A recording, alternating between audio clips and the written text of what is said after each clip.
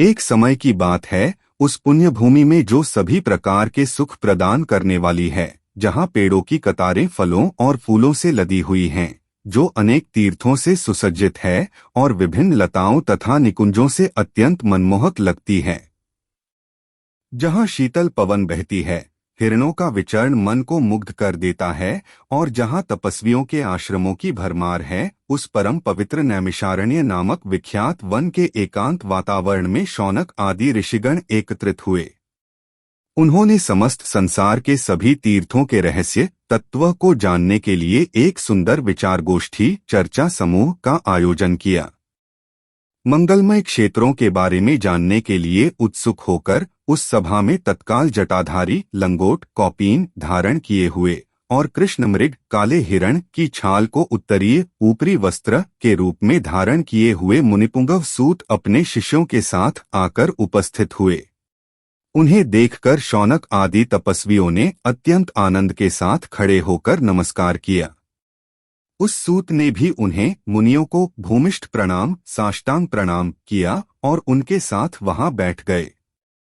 वहां बैठे हुए सूत पौराणिक कथावाचक को देखकर ऋषियों और सभी मुनियों ने समस्त लोगों के कल्याण के लिए हाथ जोड़कर पूछा। ऋषियों ने पूछा, हे भगवान, आप समस्त धर्मों के बारे में जानते हैं। आप समस्त शास्त्रों के तत्वों के दृष्टा हैं। इसलिए आप हमें उन सभी शास्त्रों के मंगलमय तात्पर्य निचोड़ के विषय में बताइए।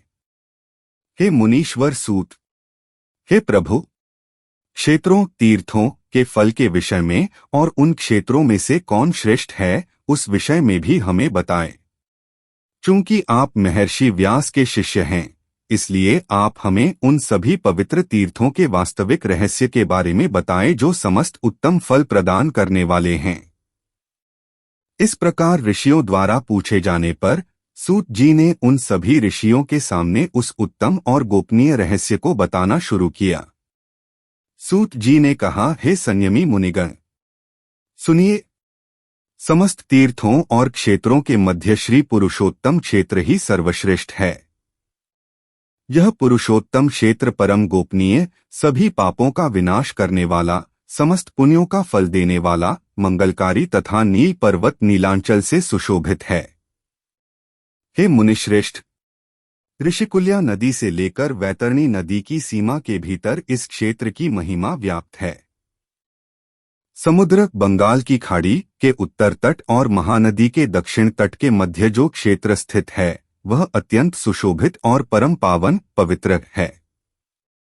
हे राजाओं, यहाँ से आरंभ होकर चारों दिशाओं में 10 योजन तक फैला हुआ यह क्षेत्र स्थित है।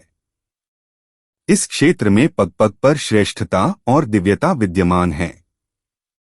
यह क्षेत्र नीलाचल पुरी तक विस्तृत है और भोग सांसारिक सुख तथा मुक्ति दोनों प्रदान करने वाला है। वहां जाने में केवल वही लोग समर्थ होते हैं जो पापों से मुक्त और निर्मल हृदय वाले हैं। जो मनुष्य भक्तिपूर्ण हृदय से वैतरणी नदी में स्नान करके गदा क्षेत्र जाजपुर में वैतरणी तट पर निवास करने वाली देवी बिरजा के दर्शन करते हैं, केवल वे ही एकाम्र कानन भुवनेश्वर के दर्शन करने के पात्र होते हैं। हे मुनीश्वर, एकाम्र कानन में अत्यंत सुंदर बिंदु सागर सरोवर में स्नान करके जो लोग उत्तम शिवलिंग नीलकंठ लिंगराज महाप्रभु के दर्शन करते हैं, वे ही मनुष्य कोणार्क सूर्य मंदिर के दर्शन करने के सौभाग्य के पात्र बनते हैं।